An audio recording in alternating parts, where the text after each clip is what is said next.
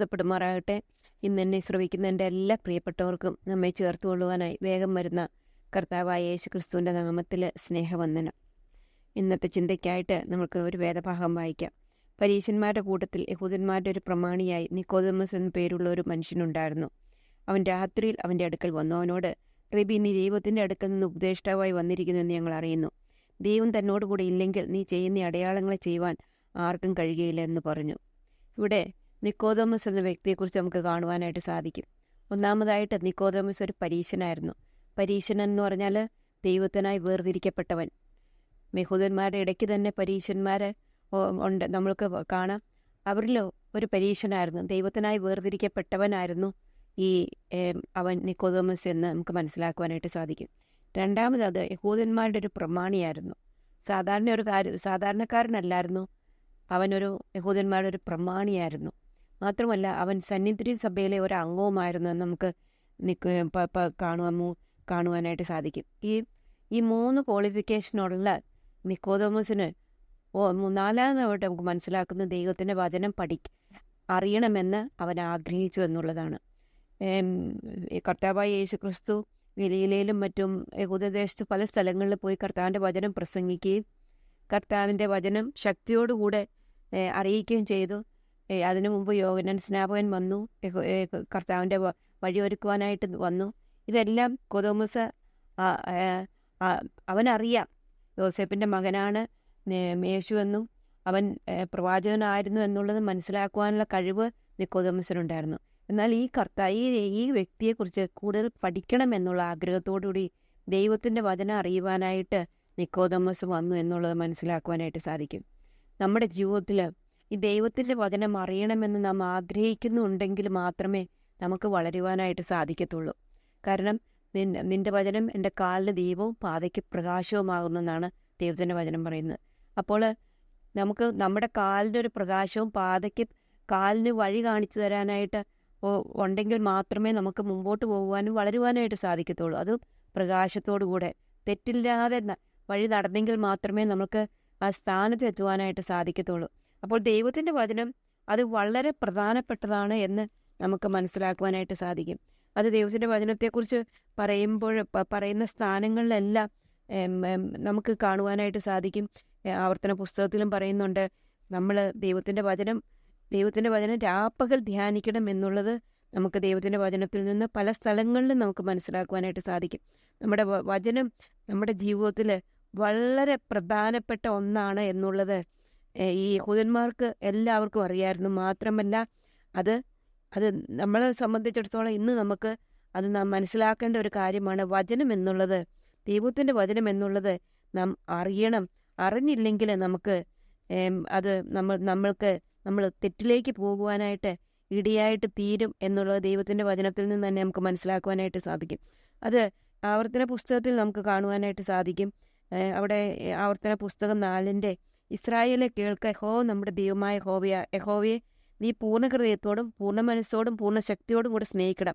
ഇന്ന് ഞാൻ നിന്നോട് കൽപ്പിക്കുന്ന ഈ വചനങ്ങൾ നിന്റെ ഹൃദയത്തിൽ ഇരിക്കണം. നീ അവയെ നിന്റെ മക്കൾക്ക് ഉപദേശിച്ചു കൊടുക്കുകയും നീ വീട്ടിലിരിക്കുമ്പോഴും വഴി നടക്കുമ്പോഴും കിടക്കുമ്പോഴും എഴുന്നേൽക്കുമ്പോഴും അവയെക്കുറിച്ച് സംസാരിക്കുകയും വേണം. അവയെ അടയാളമായി നിന്റെ കൈകളിൽ കെട്ടണം. അവ നിന്റെ കണ്ണുകൾക്ക് മധ്യേ പട്ടമായിരിക്കണം. ദൈവത്തിൻ്റെ വചനത്തെക്കുറിച്ചാണ് ഇത് പറയുന്നത്. ദൈവത്തിൻ്റെ വചനങ്ങൾ വളരെ പ്രധാനപ്പെട്ടതാണ് എന്നുള്ളത് വാഗ്ദത്തം എന്നുള്ളത് നമുക്ക് കാണുവാനായിട്ട് സാധിക്കും. അതുപോലെ തന്നെ 6 അധ്യായത്തിൻ്റെ 1 വാക്യം മുതൽ അത് നന്നായിട്ട് ഒന്നും കൂടെ കാണാം. നിങ്ങൾ കൈവശമാക്കുവാൻ കടന്നു ചെല്ലുന്ന ദേശം നിങ്ങൾ അനുസരിച്ച് നടക്കുകയും നിന്റെ ജീവകാലമൊക്കെ നീയും നിന്റെ മകൻ്റെ മകനും ഞാൻ നിന്നോട് കൽപ്പിക്കുന്ന നിന്റെ ദൈവമായ യഹോവയുടെ എല്ലാ ചട്ടങ്ങളും കൽപ്പനകളും പ്രമാണിപ്പാൻ തക്കോണം അവനെ ഭയപ്പെടേണ്ടതിനും നീ ദീർഘായുസ്സോടുകൊണ്ടിരിക്കേണ്ടതിനും നിങ്ങളുടെ ദൈവമായ യഹോവ നിങ്ങൾക്ക് ഉപദേശിച്ചു തരുവാൻ കൽപ്പിച്ചിട്ടുള്ള കൽപ്പനകളും ചട്ടങ്ങളും വിധികളും ഇവയാകുന്നു.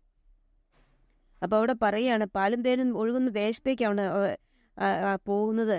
എന്നാൽ നിങ്ങൾ ഏറ്റവും വർദ്ധിക്കുകയും നിങ്ങൾക്ക് ദീർഘായുസ് ഉണ്ടാകേണ്ടതിന് വേണ്ടി ഈ വചനം കേട്ട് വളരെ ജാഗ്രതയോടെ അനുസരിച്ച് നടക്കണമെന്ന് ദൈവത്തിൻ്റെ വചനം പറയുന്നു.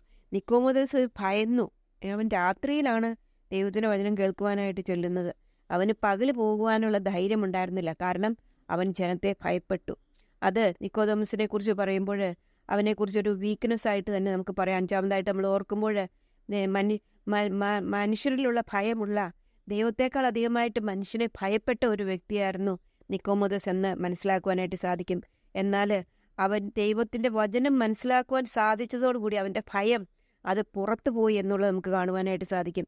ഇവിടെ നിക്കോദോമോസിനോട് കർത്താവ് പറയുന്നത്, നീ വീണ്ടും ജനിച്ചില്ല എങ്കിൽ എനിക്ക് ദൈവരാജ്യം കാണുവാൻ കഴിയുകയില്ല.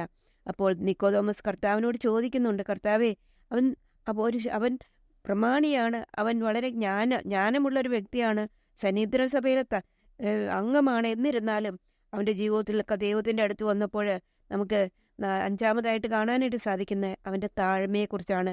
അവൻ വലിയൊരു വ്യക്തിയാണ്, എന്നാൽ വലിയവനായ ദൈവത്തിൻ്റെ അടുക്കൽ വന്നപ്പോൾ അവൻ തന്നെത്താൻ താഴ്ത്തി എന്ന് നമുക്ക് മനസ്സിലാക്കുവാനായിട്ട് സാധിക്കും. അവൻ ചോദിക്കുകയാണ്, പുതുതായി ജനിച്ചില്ല എങ്കിൽ ദൈവരാജ്യം കഴിയുകയില്ല എന്ന് പറഞ്ഞപ്പോൾ ഒരു കൊച്ചു കുഞ്ഞിനെ പോലെ അവൻ ചോദിക്കുകയാണ്, മനുഷ്യൻ വൃത്തനായ ശേഷം ജനിക്കുന്ന എങ്ങനെ രണ്ടാമതും അമ്മയുടെ ഉദരത്തിൽ കടന്ന് ജനിക്കാമോ എന്ന് ചോദിച്ചു. അവനെ വളരെ അവൻ ദൈവത്തിൻ്റെ മുമ്പാകെ അങ്ങ് താഴ്ന്ന് അവൻ ഈ കർത്താവിൻ്റെ കാര്യം മനസ്സിലാക്കിയപ്പോൾ, ദൈവത്തിൻ്റെ വചനം പഠിക്കുവാനാണ് കർത്താവിൻ്റെ അടുക്കൽ വന്ന് കർത്താവിനെ കണ്ടപ്പോൾ, കർത്താവിൻ്റെ സാമീപ്യം അറിച്ചപ്പോൾ അവൻ തന്നെത്താൻ താഴ്ത്തുന്നതായിട്ട് കാണുവാനായിട്ട് സാധിക്കും. അവൻ കർത്താവിനോട് സംശയം ചോദിക്കുകയാണ്, കർത്താവേ, അതെങ്ങനെ സംഭവിക്കും?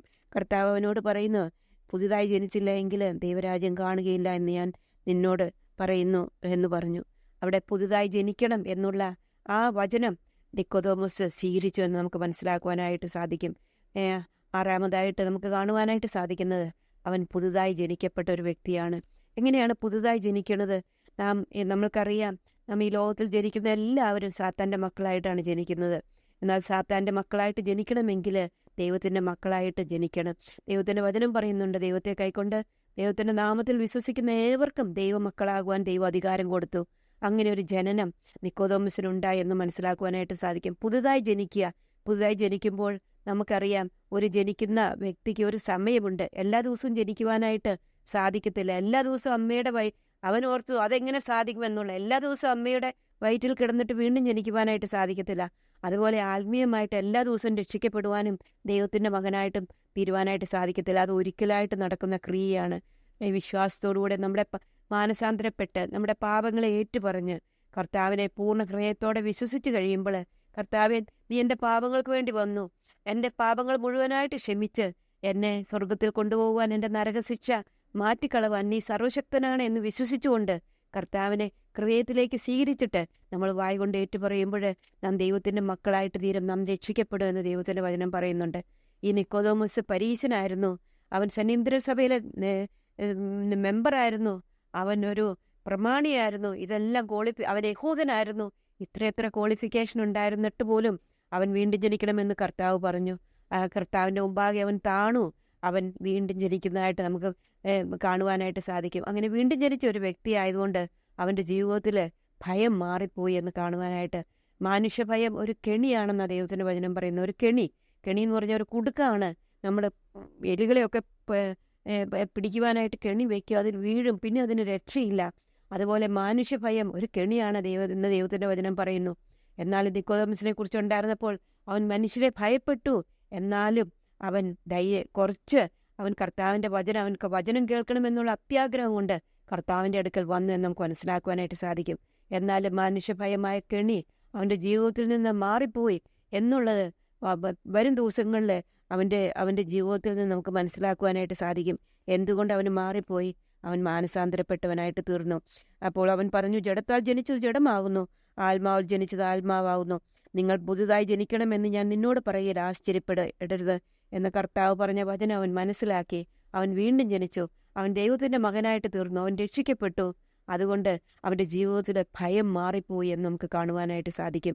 വരുന്ന ദിവസങ്ങളിൽ നമ്മളുടെ ജീവിതത്തിൽ പ്രിയ സഹോദരിമാരെ, ഈ വചനം പഠിക്കണം, വചനം നമ്മുടെ മനസ്സിലാക്കണം. വചനം നമ്മുടെ ഭക്ഷണമാണ്, അത് പാലാണ്. വചനമെന്ന മായമില്ലാത്ത പാൽ കുടിപ്പാൻ ദൈവം പറഞ്ഞിട്ടുണ്ട്.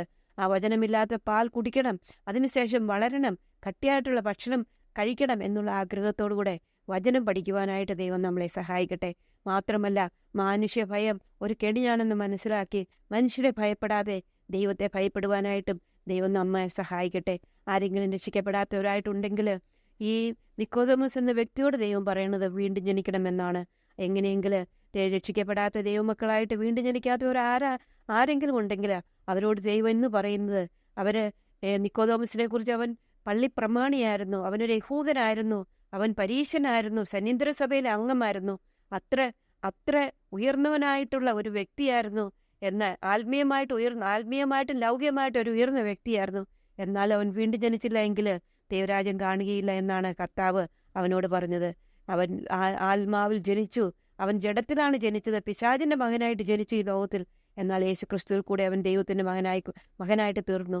ആ പാപങ്ങളെ ഏറ്റുപറഞ്ഞ്, ഇന്ന് ആരെങ്കിലും ഈ കർത്താവിൽ ജനിച്ചിട്ടില്ലെങ്കിൽ മാനസാന്തരപ്പെട്ട് പാപങ്ങളെ ഏറ്റുപറഞ്ഞ് കർത്താവിനോട്, കർത്താവെ ഞാൻ പാപിയാണ്, എൻ്റെ പാപങ്ങളെ രക്ഷിപ്പാനായിട്ട്, എന്നെ നരകശിക്ഷയിൽ നിന്ന് വിടിപ്പാനായിട്ട് അങ്ങ് വന്നു, ഞാനത് പൂർണ്ണമായിട്ടും വിശ്വസിക്കുന്നു, അങ്ങ് മരിച്ചു ഉയർത്തെഴുന്നേറ്റ് ഇന്ന് സ്വർഗത്തിൽ ജീവിക്കുന്നു, എൻ്റെ പാപങ്ങൾ ക്ഷമിച്ച് എന്നെ അങ്ങയുടെ മകനാക്കണം, മകളാക്കണം എന്ന് നമ്മൾ വിശ്വാസത്തോടുകൂടെ പറയുമ്പോൾ, നമ്മുടെ ഹൃദയത്തിൽ അത് വിശ്വസിച്ചുകൊണ്ട് പറയുമ്പോൾ നാം ദൈവത്തിൻ്റെ മക്കളായിട്ട് തീരും എന്ന് ദൈവത്തിൻ്റെ വചനം പറയുന്നു.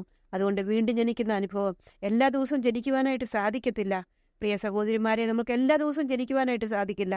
ജനനം ഒരിക്കലാണ് നടക്കുന്നത്. ദൈവമകനാകുന്നത് ഒരു പ്രാവശ്യമാണ്. എല്ലാ ദിവസവും ദൈവമകനാകാനായിട്ട് സാധിക്കത്തില്ല. പാപങ്ങളിൽ നിന്ന് ക്ഷമിക്കപ്പെട്ട് പൂർണ്ണമായിട്ടും ക്രിസ്തുവിൽ വിശ്വസിച്ചു കഴിഞ്ഞാൽ നമുക്ക് വീണ്ടും ജനിക്കുവാനായിട്ട് സാധിക്കും. അങ്ങനെ വീണ്ടും ജനിക്കുവാനായിട്ട് കർത്താവ് നമ്മളെ സഹായിക്കട്ടെ. അവൻ്റെ വലിയ നാമം മഹത്വപ്പെടുമാറാകട്ടെ.